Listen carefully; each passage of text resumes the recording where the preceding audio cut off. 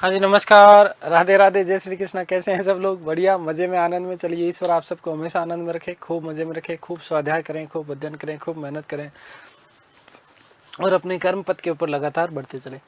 हमने पिछली कक्षा में सैयद वंश के बारे में बात करी थी। मैंने आपको कहा बहुत ज़्यादा कोई विशेष महत्वपूर्ण सैयद वंश से प्रश्न बनते नहीं है, ठीक है ना। संस्थापक वगैरह का थोड़ा सा ध्यान रखना, सियामत वाली वो बातें थोड़ी सी ध्यान रखना, ठीक है। बाकी कोई विशेष प्रश्न सैयद वंश से नहीं बनते आपके, ठीक है। आज जो हम लोग बात करने वाले हैं वो बात करने वाले हैं लोदी वंश की।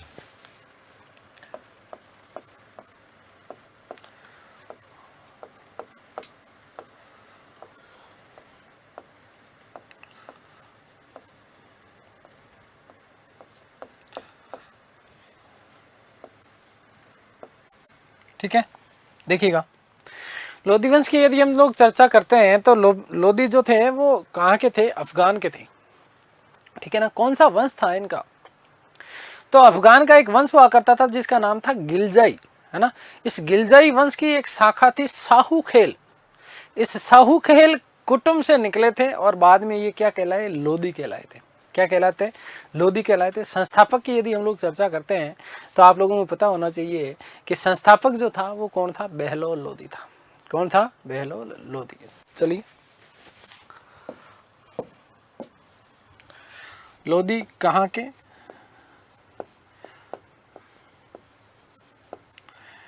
तो अफगान के निवासी थे। इसलिए भारत में प्रथम अफगान साम्राज्य की स्थापना पूछ ली जाती है, अफगान की, ठीक है। बात करें वंश,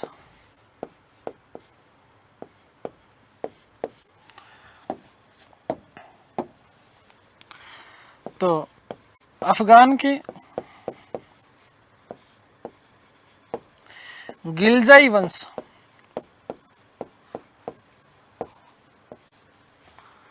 गिलजाई वंश की साहू खेल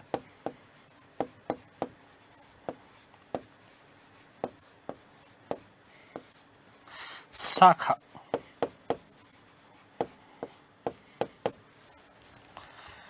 से निकले।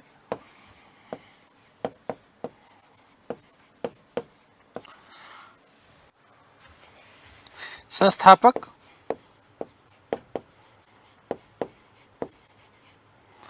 तो आपको पता होना चाहिए कि संस्थापक जो था वो था बहलोल लोदी। बहलोल लोदी,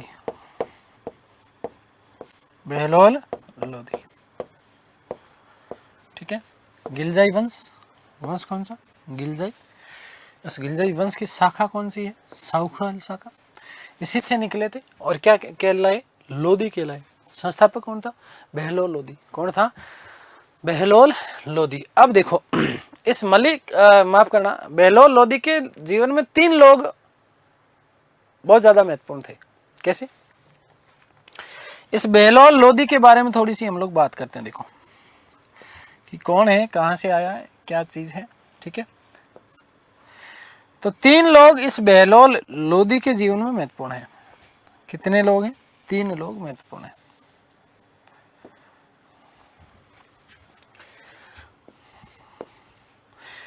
कौन कौन है?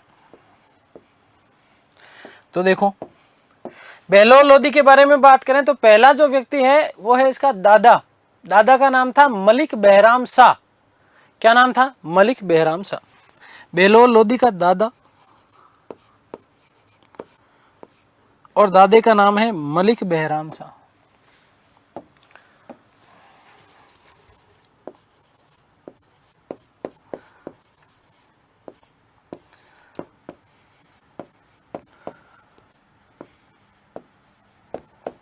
ध्यान रखना, देखो काम आएंगे अभी ये, ठीक है।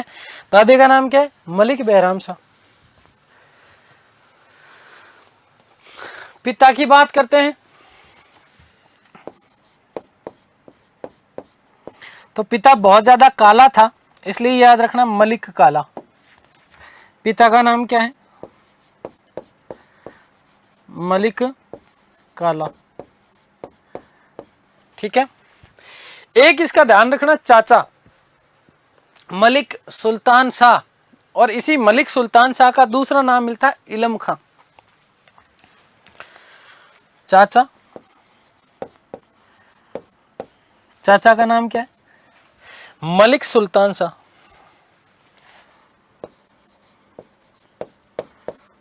मलिक सुल्तान शाह,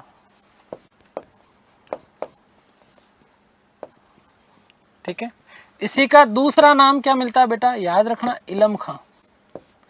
क्या नाम मिलता है? इलम खां।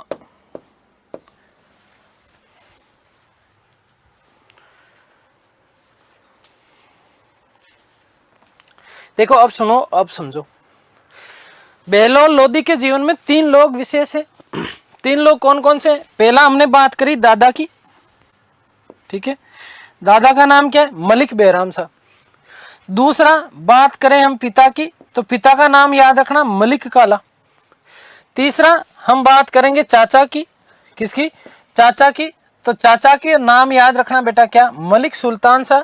और इसी का दूसरा नाम मिलता है इलम खां। क्या नाम मिलता है? इलम खां।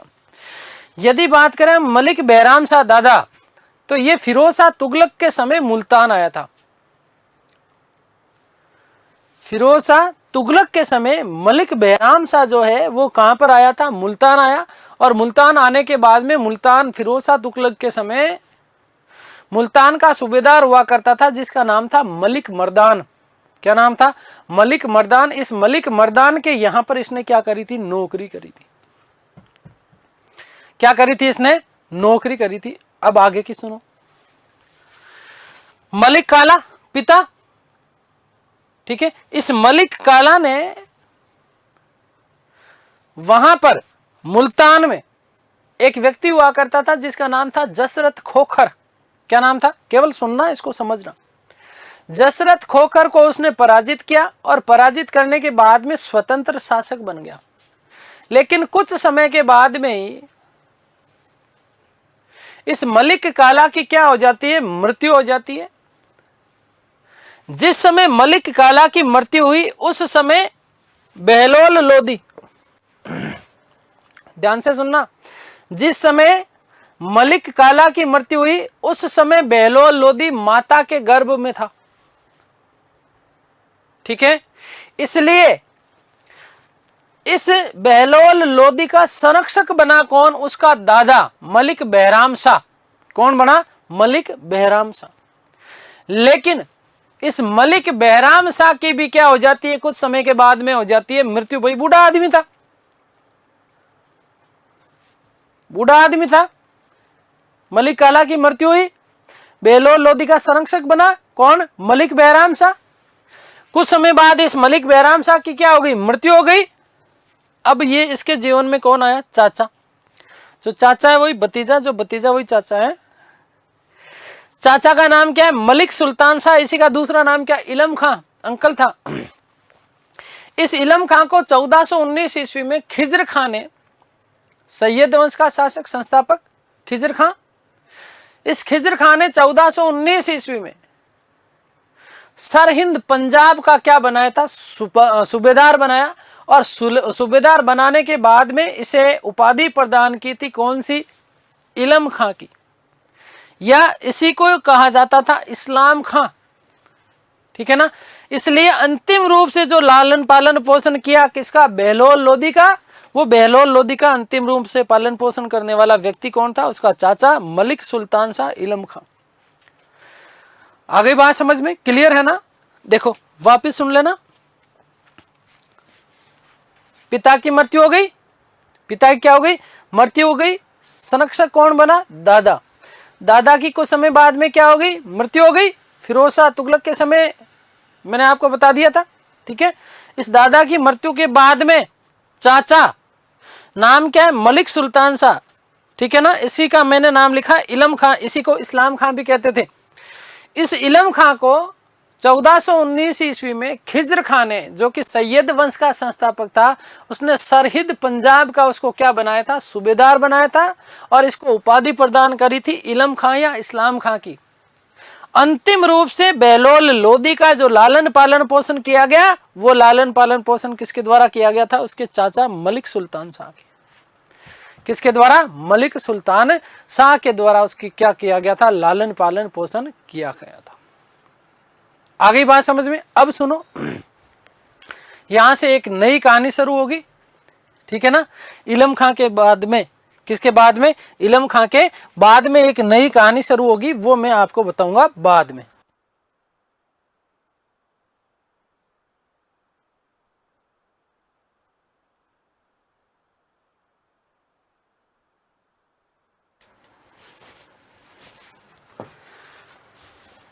तो पहले हम बात कर लेते हैं दादा की, मलिक बहराम शाह।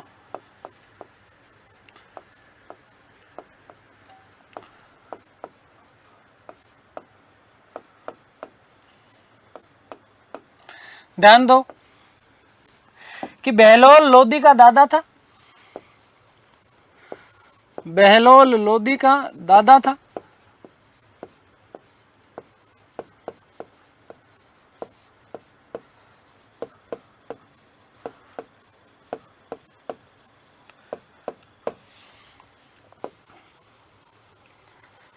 ठीक है। फिरोज शाह तुगलक के समय, फिरोज शाह तुगलक के समय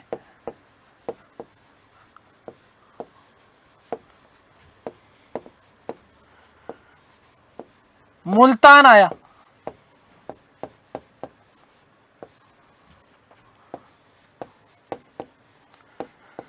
ठीक है। और मुल्तान के सूबेदार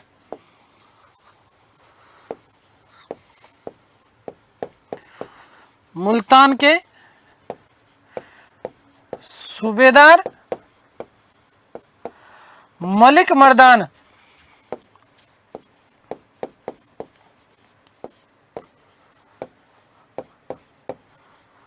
मलिक मर्दान के यहां नौकरी की।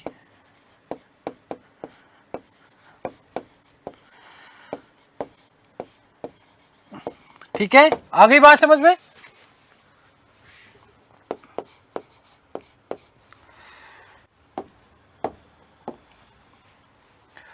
मलिक काला,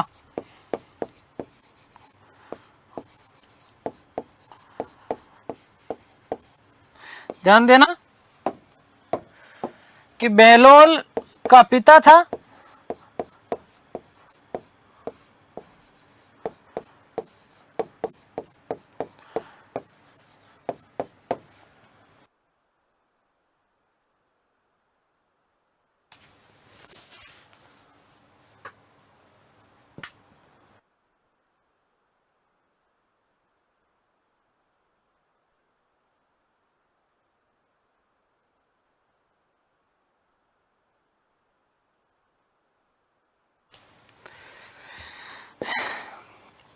इसके बारे में क्या ध्यान रखना कि जसरत खोखर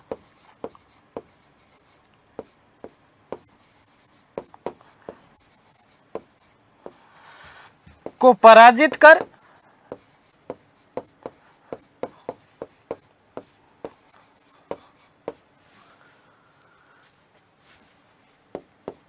मुल्तान का स्वतंत्र शासक बना।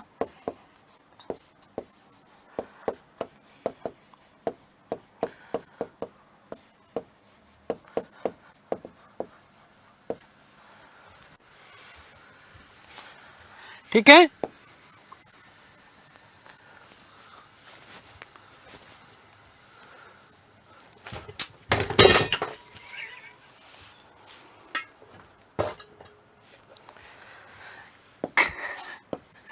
कुछ समय बाद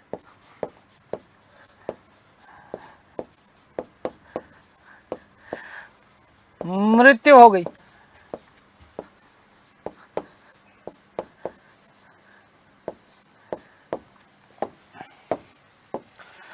अतः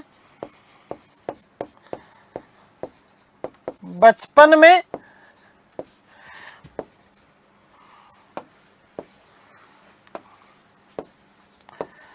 बहलोल लोदी का लालन पालन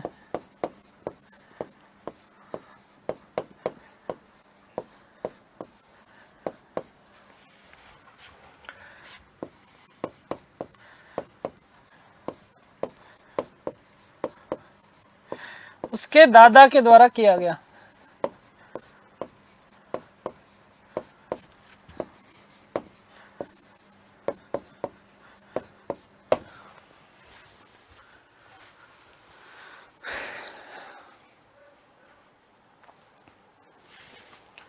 ठीक है, परंतु कुछ समय बाद मृत्यु हो गई। परंतु कुछ समय बाद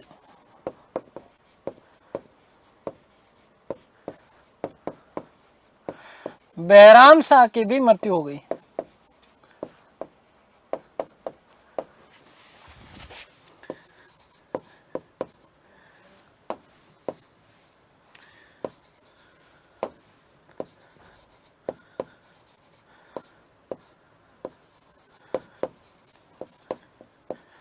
ठीक है भाई। तो पिताजी गए, दादाजी गए, अब बच्चा कौन है? सुल्तान शाह। तो इसलिए अब हम बात करेंगे किसकी? सुल्तान शाह।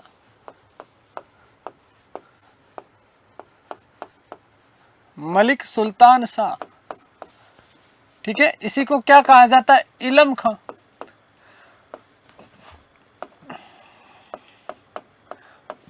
क्या कहा जाता है? इलम खां। ध्यान देना कि बहलोल का चाचा था।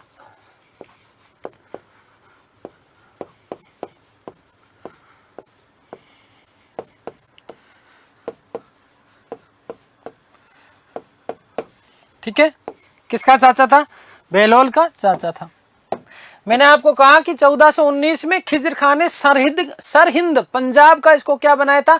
सूबेदार बनाया और इसे उपाधि प्रदान करी। कौन सी? इस्लाम खां या इलम खां की। तो 1419 ईस्वी में खिजर खान ने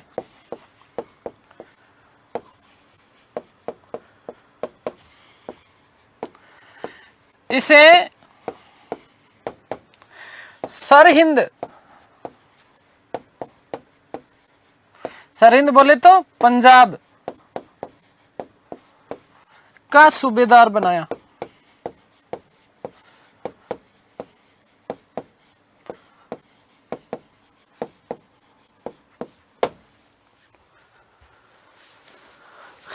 तथा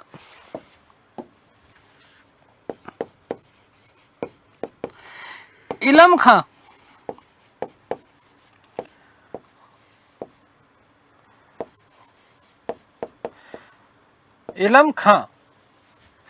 या कई जगह आपको नाम मिलेगा क्या? इस्लाम खां।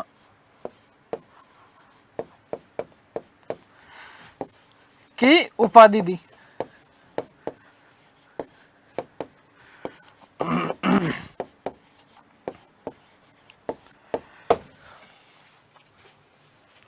ठीक है, आगे बात समझ में। अब जो है बहलोल लोदी का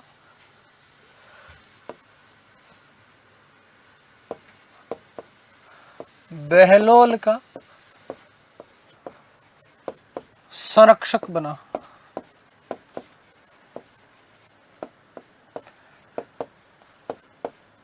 बहलोल का ये क्या बना था? संरक्षक बना था। आगे बात समझ में क्लियर है ना? यहां तक किसी को कोई भी समस्या होनी नहीं चाहिए। अब देखो, अब कहानी सुनो। ये तो आपका इल्मोड़ा, बोले तो इलम खां। कौन? इलम खां। बहुत सुंदर सा बना देता हूं, है ना, अच्छा आदमी है। ये आपका कौन है? इलम खां है।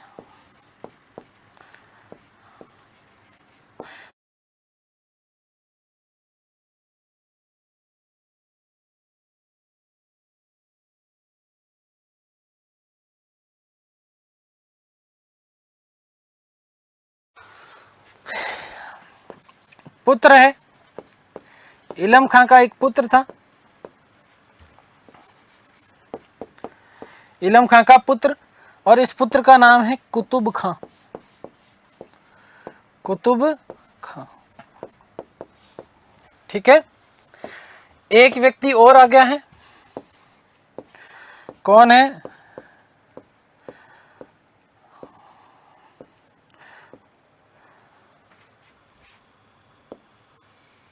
भतीजा है। कौन है? भतीजा। और भतीजा बोले तो कौन है बेटा? बहलोल लोदी है।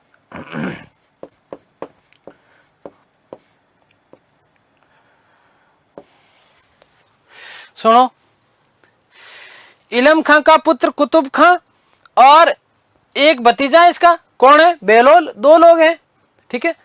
बेहलोल लोदी, बेहलोल लोदी को बहुत ज्यादा प्यार करता था कौन? इलम खां। भाई बचपन में ही इसका तो पिताजी बेचारा, पिता की शक्ल ही नहीं देखी, तो पिता के प्रेम का पूर्ण जो किया था ना, जो पिता के प्रेम की पूर्णता जो किसने किसने की थी? इलम खां ने। किसके लिए? बेहलोल लोदी के लिए। तो बहुत ज्यादा प्रेम करता था किसको? बेहलोल लोदी को। कौन करता था? इलम खां। इसलिए इलम खां ने क्या किया? देखो, इलम खां ने अपना उत्तराधिकारी, ठीक है ना, इलम खां ने अपना उत्तराधिकारी किसको नियुक्त कर दिया? बेहलोल लोदी को। किसको नियुक्त किया? बेहलोल लोदी को। अपने भतीजे को इसने क्या बना दिया? उत्तराधिकारी बना दिया। कुतुब खां जो पुत्र था इसका, इलम खां का, ये वैसे ही नकारा आदमी था, ढंग का आदमी था नहीं, तो उसको ऐसे लगा कि यार मेरे मरने के बाद में मेरी जो जागीर संभालेगा वो कौन संभालेगा? बेहलोल लोदी संभालेगा। ठीक है, आगे बात समझ में क्लियर है? तो ये बात किसको पसंद नहीं आई? कुतुब खां को। किसको पसंद नहीं आई? कुतुब खां को।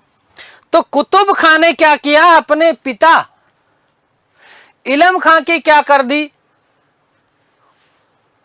हत्या कर दी। इलम खां की क्या कर दी? हत्या कर दी। और हत्या करने के बाद में शासक खुद बन गया एक तरीके से वहां का, कहां का बेटा जी? सरहिंद का सूबेदार बन जाता है कौन? कुतुब खां। अब इन दोनों में, कुतुब खां और बेहलोल लोदी में क्या हुआ? उत्तराधिकार संघर्ष हुआ। क्या हुआ? उत्तराधिकार संघर्ष हुआ। और इस उत्तराधिकार संघर्ष में बेहलोल लोदी ने किसको मारा? कुतुब खां को मारा। और कुतुब खां को मारने के बाद सरहिंद का सूबेदार बना। सरहिंद का सूबेदार बन गया कौन? बेहलोल लोदी। कौन बन गया? बेहलोल लोदी। आ गई बात समझ में? योग्य व्यक्ति था। कौन था? बेहलोल लोदी। इसलिए बेहलोल लोदी को लाहौर की सूबेदारी भी क्या दे दी गई? इनाम में दे दी गई। किसके द्वारा? सैयद वंश के मोहम्मद शाह के द्वारा। ठीक है, आ गई बात समझ में? क्लियर है? सॉरी, माफ करना, मुबारक शाह के द्वारा। किसके द्वारा? मुबारक शाह के द्वारा। तो लाहौर की सूबेदारी भी क्या मिल गई? इसको इनाम में मिल गई। तो धीरे धीरे एक तरीके से ये क्या कर रहा है? ऊपर उत्तरोत्तर ये अपने जो है क्या कर रहा है? विकास ही कर रहा है। मैंने आपको बताया था सैयद वंश का शासक मोहम्मद शाह, इस मोहम्मद शाह के ऊपर जौनपुर का शासक सरकी राज्य, एक तो वो आक्रमण हुआ, ठीक है ना, एक मालवा का आक्रमण हुआ था, याद है ना आपको? तो इब्राहिम सरकी ने जब आक्रमण किया था और मालवा वाले जब आक्रमण हुए तो इनमें उसने क्या करी थी? इसकी सहयोग किया था। किसका? महमूद शाह का। किसका? मोहम्मद शाह का। और उसी के से प्रसन्न होकर के इसको अपना पुत्र की उपाधि दी थी। खाने जहां और खाने खाना की भी उपाधि प्रदान करी थी। आ गई बात समझ में? क्लियर है ना? तो ये यहां से इसने धीरे धीरे क्या हुआ? ये उत्तरोत्तर इसने अपना विकास किया। बेहलोल लोदी ने अंतिम जो शासक था अलाउद्दीन आलम शाह, है ना, इस अलाउद्दीन आलम शाह का जो वजीर हुआ करता था हमीद, जिसके डर से वो भाग चला गया था बदायूं, ठीक है ना, तो उस हमीद को मारा। और मारने के बाद में 19 अप्रैल 1451 ईस्वी को ये दिल्ली का क्या बन जाता है? सुल्तान बन जाता है। और भारत में या दिल्ली सल्तनत में प्रथम अफगान साम्राज्य की ये क्या कर देता है? नींव डाल देता है। ये बात अब आपको हो जानी चाहिए क्लियर।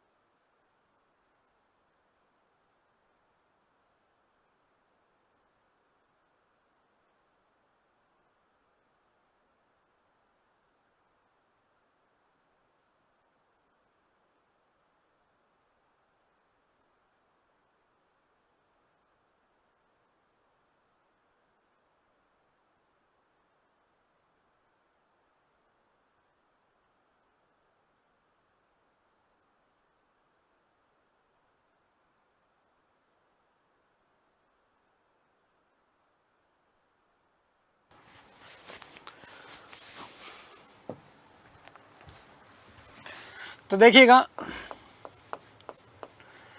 कि इलम खां ने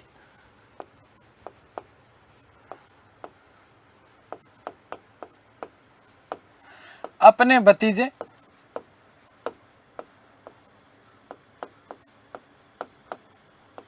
बहलोल लोदी को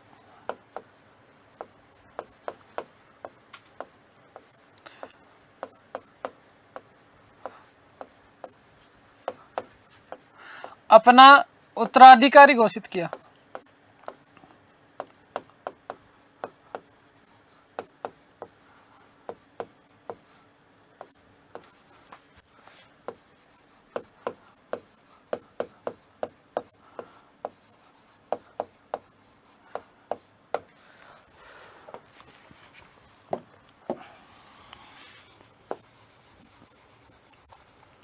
इलम खां के पुत्र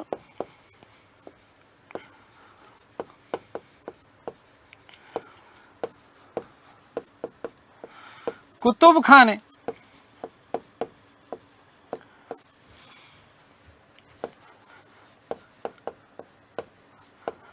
अपने पिता की हत्या कर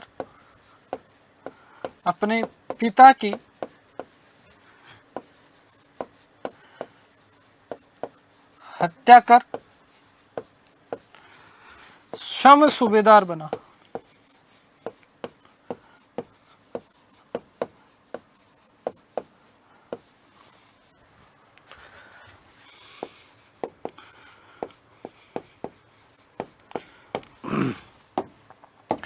बहलोल लोदी ने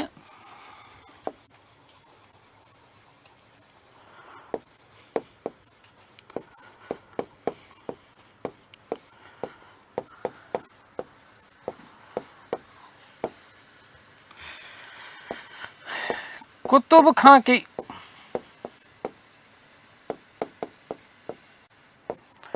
हत्या कर दी।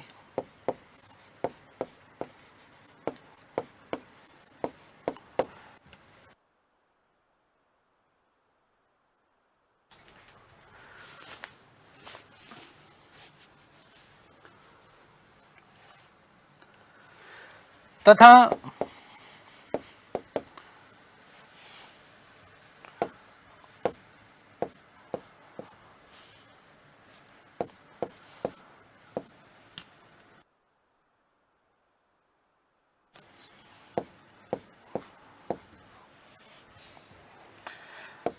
स्वयं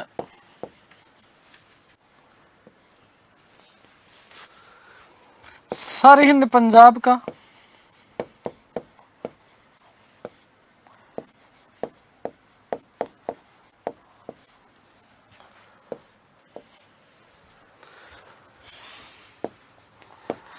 सूबेदार बन गया।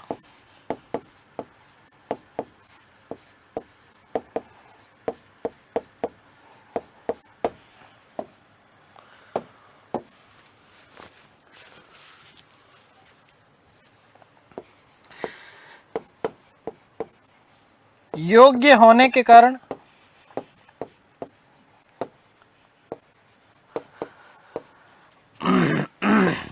बहलोल को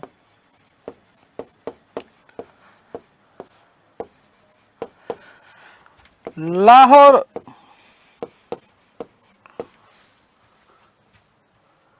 की सूबेदारी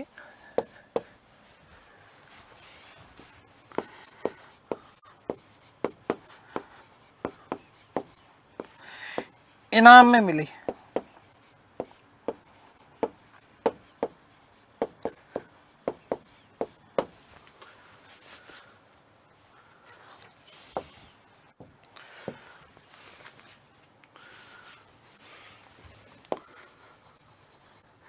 सैयद वंश के शासक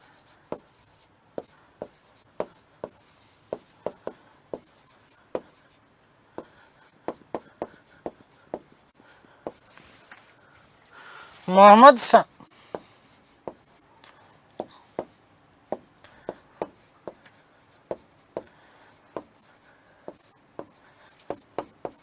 शाह की जौनपुर आक्रमण के समय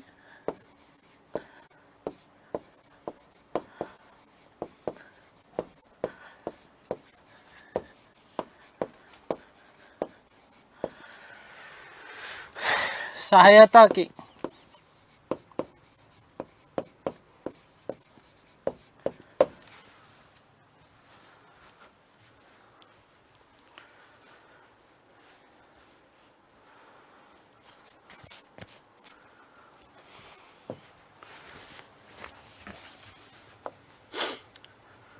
बहलोल लोदी ने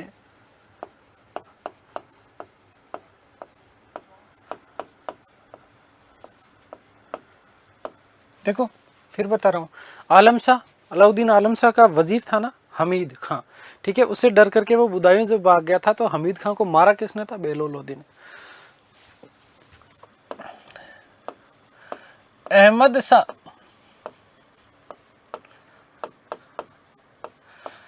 के वजीर हमीद खां को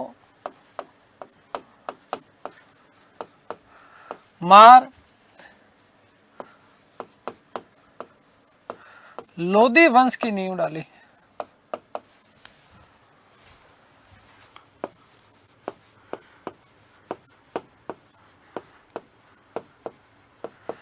ठीक है, लोदी वंश की क्या डाल दी थी इसने? नींव डाल दी थी। इतनी बात हो गई क्लियर। अब हम लोग बात करेंगे किसकी? बहलोल लोदी की।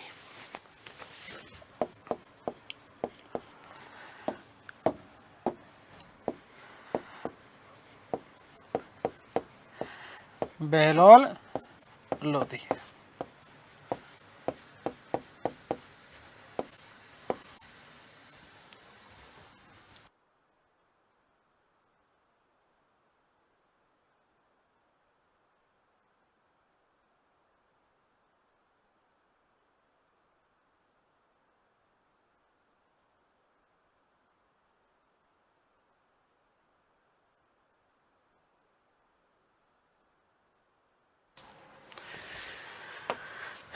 शासनकाल का समय 1451 ईस्वी से लेकर के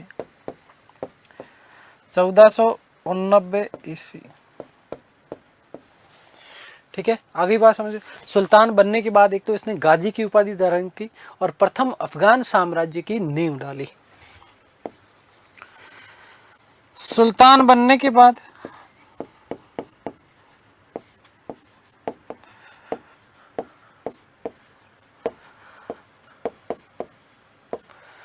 गाजी की उपाधि धारण की।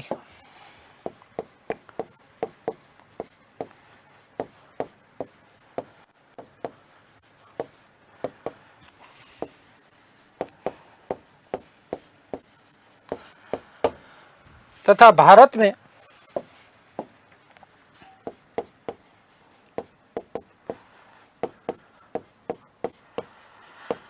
प्रथम अफगान साम्राज्य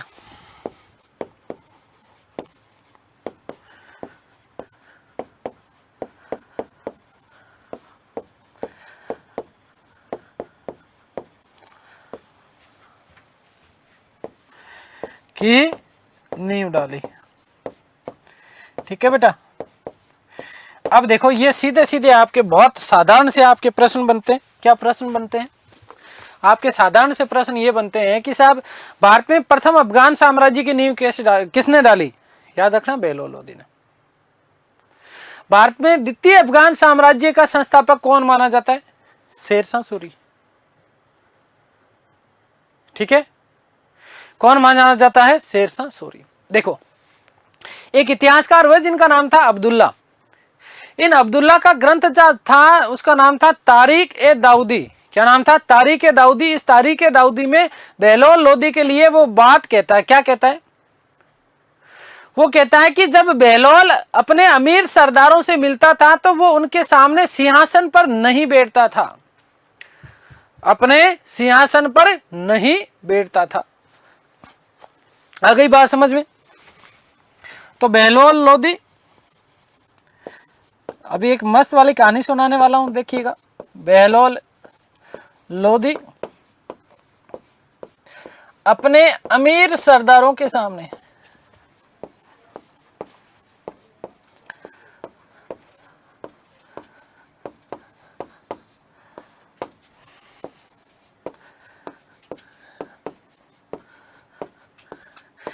सिंहासन पर नहीं बैठता था।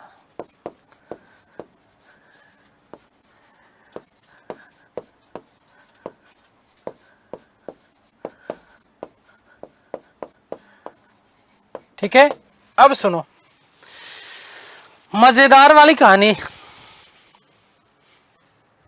आपका ध्यान केवल और केवल मेरी तरफ होना चाहिए। एक बहुत शानदार कहानी सुना रहा हूं, देखो।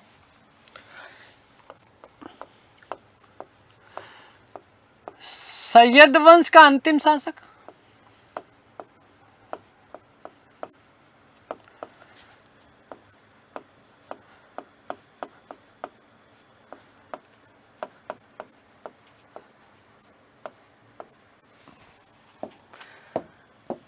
कौन था? सैयद वंश का अंतिम शासक कौन था? अलाउद्दीन आलम शाह।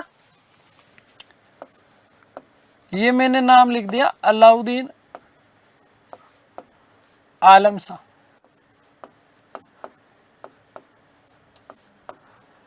अब सुनो कहानी मस्त वाली, मजेदार वाली।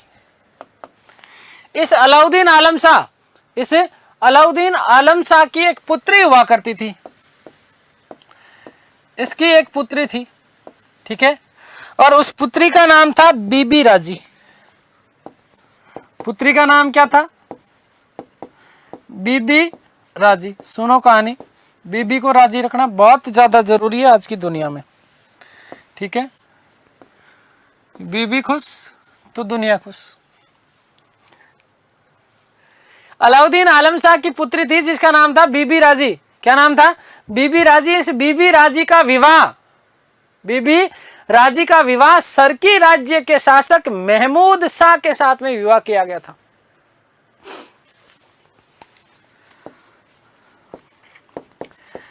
विवाह किया गया किसके साथ में?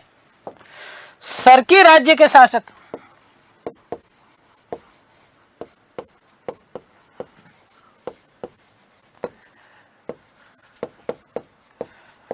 सर्की राज्य के शासक का नाम क्या था? महमूद शाह।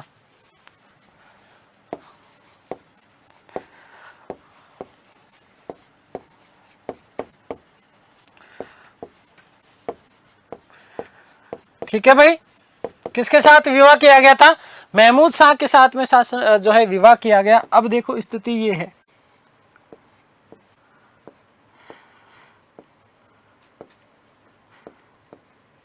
ये तो आपका है महमूद शाह, और ये मोटी वाली क्योंकि राजी है तो बीबी थोड़ी सी हेल्दी होगी भाई।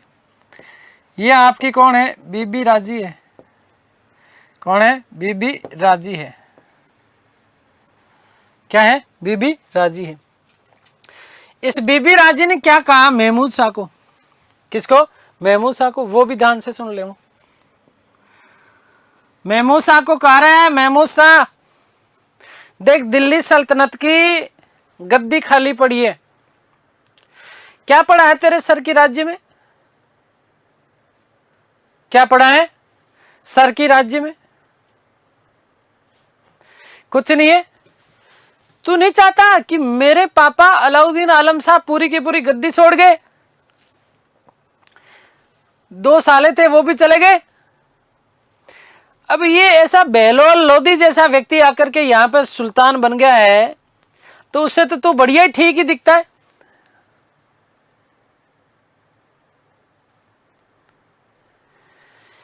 आक्रमण करना चाहिए। क्या करना चाहिए? आक्रमण करना चाहिए। किसके ऊपर? बहलोल लोधी के ऊपर।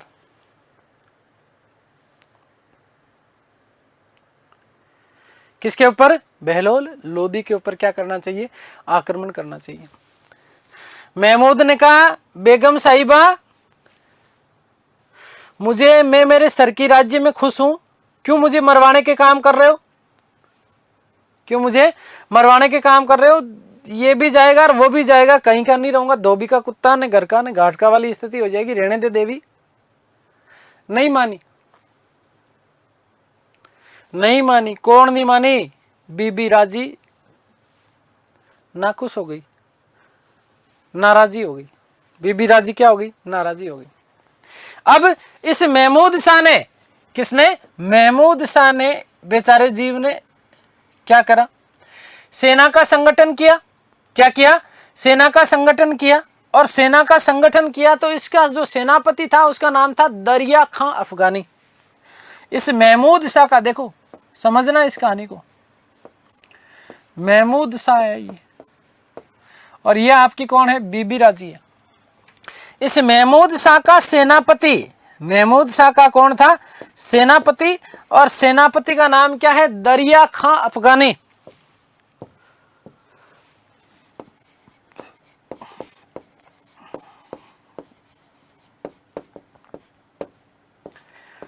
नाम क्या है बेटा? दरिया खां अफगानी। कुछ कहानी समझ में आई क्या? नाम में ही अफगानी है, और बेहलोल लोदी तो वैसे ही अफगान का है। तो अपने सेनापति दरिया खां अफगानी के नेतृत्व में उसने एक सेना का गठन करा। सेना का गठन करने के बाद में पानीपत के समीप नरेला नामक स्थान पर, कहां पर? नरेला नामक स्थान पर यह महमूद शाह जो है अपनी सेना को लेकर के आता है दरिया खां अफगानी के नेतृत्व में। किसके सामने युद्ध लड़ने के लिए? बेहलोल लोदी से युद्ध लड़ने के लिए। बेहलोल लोदी को पता चला कि इसका जो सेनापति है वो दरिया खां अफगानी अफगान का है। तो बेहलोल लोदी जाकर के मिल जाता है किससे? दरिया खां अफगानी से। कहा अरे तू यार, मैं भी अफगान का, तू भी अफगान का। और अफगान जलेबी किसी दूसरे का सहयोग करे, ये बात थोड़ी सी हजम नहीं होती है। ये बात जो है हजम नहीं होती है। तो भैया तू तो मेरा ही सहायक बनेगा ना। क्या रखा है? मेरे पास में आएगा तो बढ़िया तुझे ओहदा दूंगा। तो यहीं से सांठगांठ हुई किसके साथ में? दरिया खां अफगानी के साथ में। किसकी? बेहलोल लोदी की। अब देखने को तो दरिया खां अफगानी किसके पक्ष में था? महमूद शाह के पक्ष में, लेकिन अंतिम समय में वो बेहलोल लोदी के पक्ष में हो जाता है। और बेहलोल लोदी के पक्ष में होने के कारण इस महमूद शाह को बहुत बुरी तरीके से पराजित किया। किसने पराजित किया? बेहलोल लोदी ने। ठीक है, आ गई बात समझ में? दरिया खां जो है वो बेहलोल का क्या बन गया था? सहयोगी बन गया। और इस तरीके से महमूद शाह को क्या कर दिया? बहुत बुरी तरीके से पराजित किया। दे धम दे धम दे धम। किसने? बेहलोल लोदी ने गाल सुझा दिए। क्या कर दिए? गाल सुझा दिए। और भाई साहब बहुत बुरी तरीके से, अब तो उल्लेख तो यही मिलता है कि मारा गया, है ना। तो बीवी की बातों में नहीं आना चाहिए। हमारे टेक्निकल हेड सामने बैठे बैठे हंस रहे हैं। बीवी की बातों में नहीं आना चाहिए, आगे तुम मारे जाओगे। यस सर वाली स्थिति रखा करो कि हाँ आपने कह दिया, आपका हुक्म सर आंखों पर, है ना। सॉरी पे थोड़ा ज्यादा जोर रखा करो। ज्यादा बातें मानी तो मामला महमूद शाह जैसा हो सकता है। किसका जैसा हो सकता है? महमूद शाह जैसा हो सकता है। मुझे लगता है बहुत दिनों बाद में हंसे होंगे आज। चलिए ठीक है, तो इस महमूद शाह को बेचारे जीव को क्या होना पड़ा? पराजित होना पड़ा। ठीक है, देखो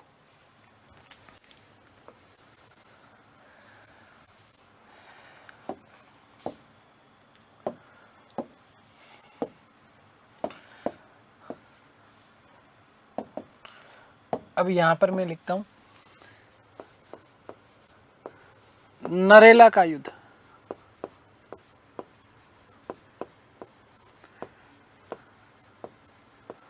कौन सा युद्ध? नरेला का युद्ध। ठीक है,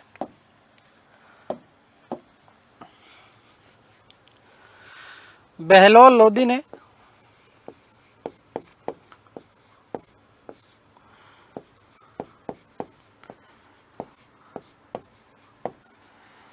पानीपत के समीप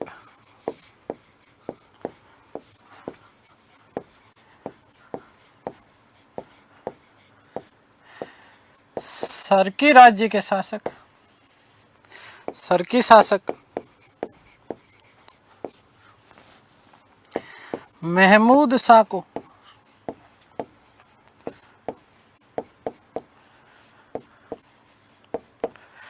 पराजित किया। पराजित कर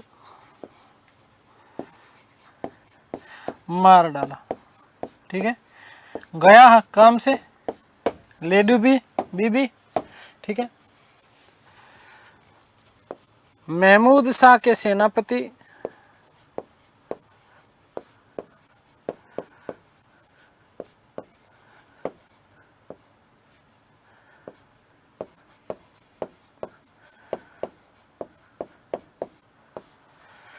दरिया खाने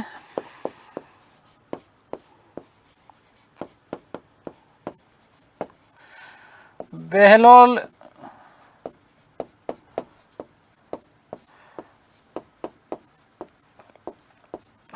लोदी का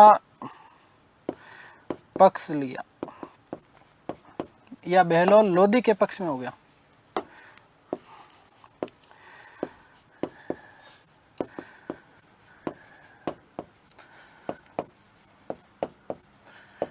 ठीक है भाई।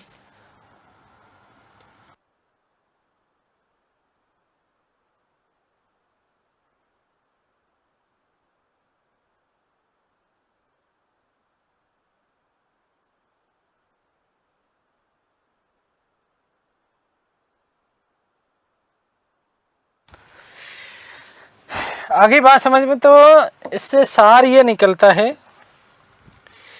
कि लुगाया की बातों में ज्यादा नहीं आवना चाहिए। ठीक है।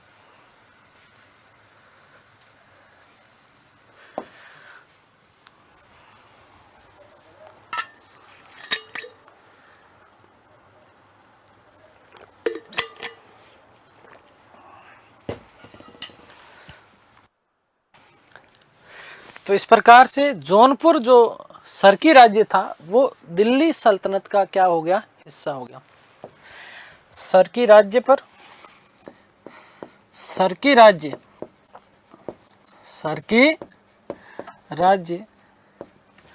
दिल्ली सल्तनत का हिस्सा बन गया। दिल्ली सल्तनत का हिस्सा बन गया।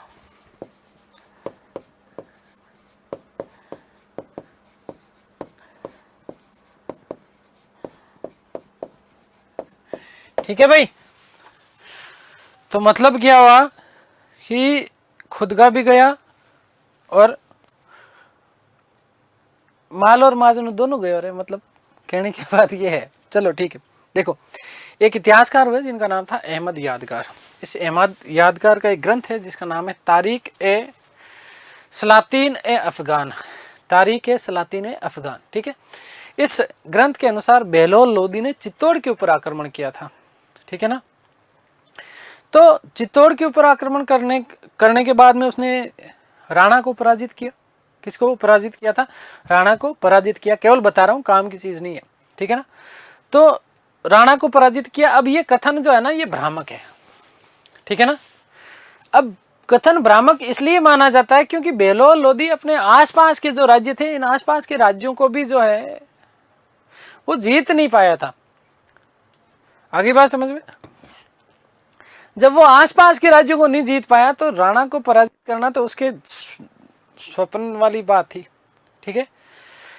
लेकिन अब यहां पर एक चीज ध्यान रखना कि वहीं पर एक उल्लेख और मिलता है कि बहलोल लोदी जो है ग्वालियर जा रहा था एमपी के अभियान करने के लिए। ठीक है। और एमपी के अभियान पर जाते समय बहलोल लोदी को लू लग गई। क्या लग गई? लू लग गई। कांदा साथ लेके नहीं गया था। ठीक है। काला कत्ता यदि साथ लेके जाता तो उसको लू नहीं लगती। तो बहलोल लोदी को क्या लग गई थी? लू लग गई। और इसी कारण 12 जून 1489 ईस्वी को बहलोल लोदी की क्या हो गई थी?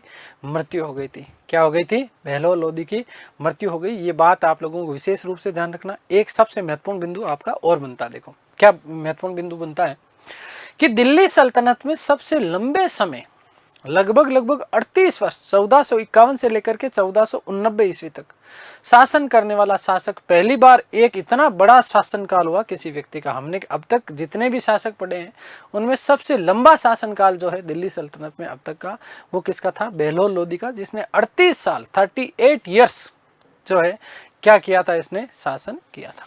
चलिए लिख देता हूं अन्य महत्वपूर्ण तथ्य।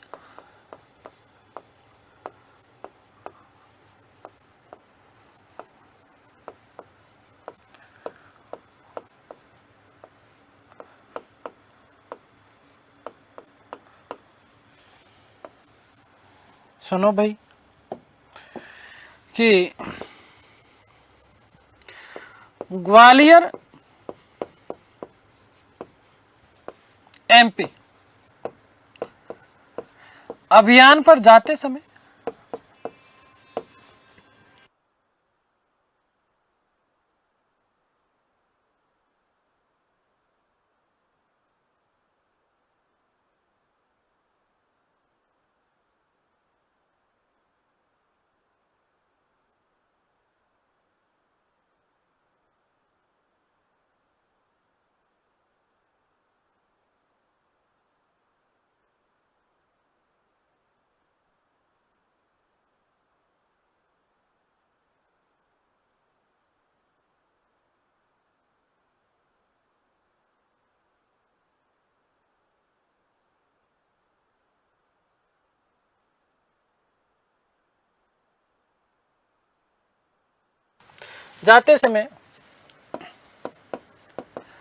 रास्ते में लू लग गई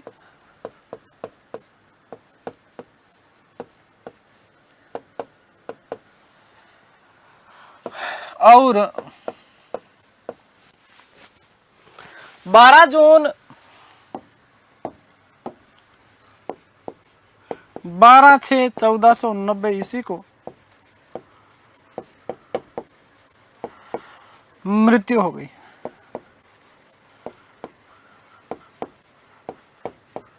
ठीक है, नोट। ये सीधा सीधा प्रश्न बनता है यहां से। ठीक है, कि दिल्ली सल्तनत काल में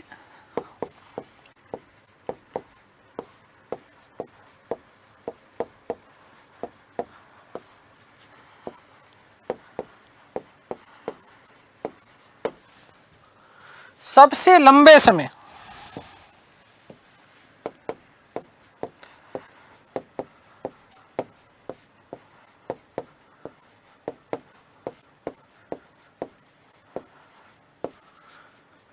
कितने बेटा 38 वर्ष शासन करने वाला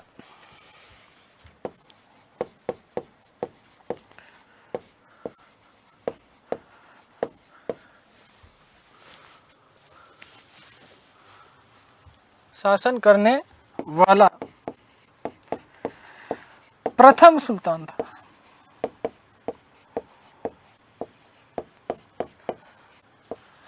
प्रथम सुल्तान था। ठीक है,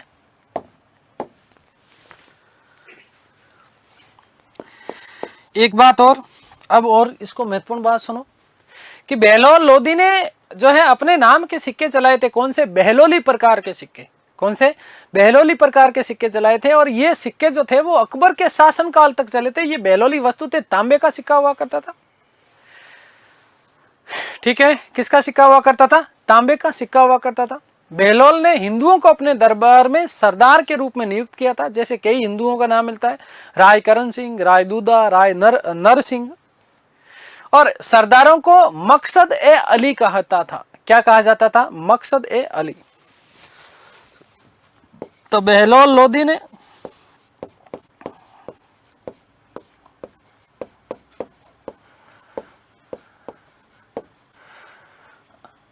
तांबे का बहलोली प्रकार का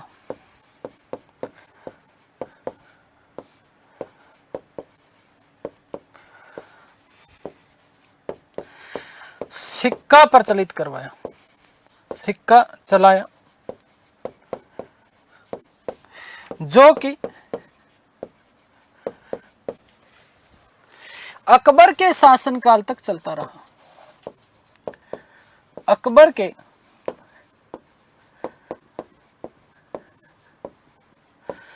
शासनकाल तक चलता रहा।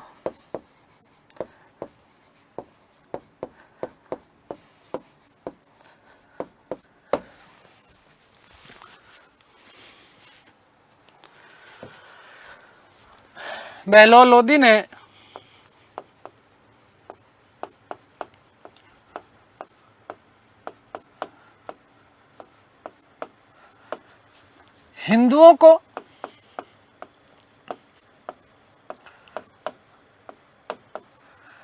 अपने दरबार में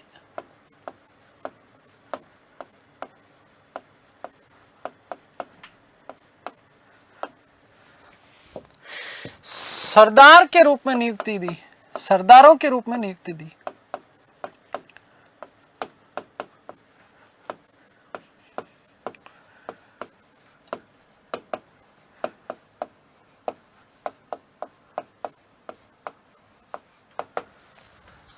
जैसे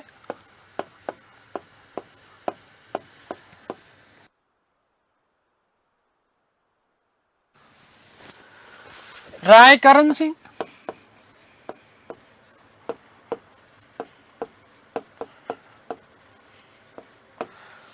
राय दूधा,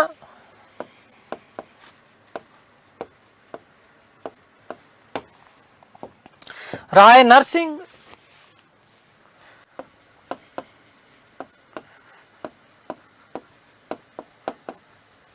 इत्यादि। सरदारों को मकसद-ए अली कहता था। वह अपने सरदारों को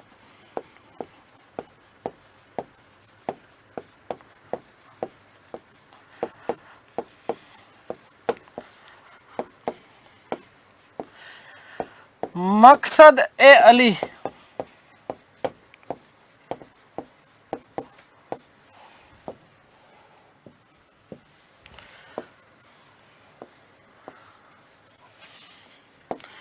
कहता था।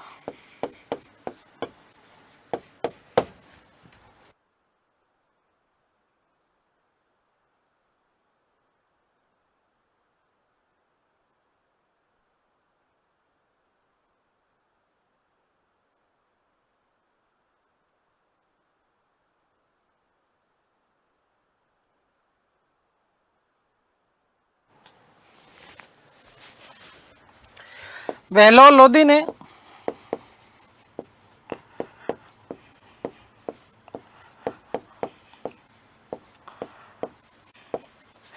अमीरों को अपने साम्राज्य में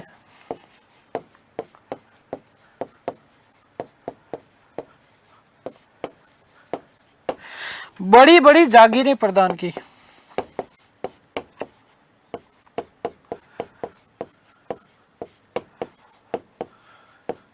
अब ये बात लिखनी इसलिए अनिवार्य हो गया क्योंकि आगे जब मैं सिकंदर पढ़ाऊंगा तो सिकंदर सब छीन लेगा ये।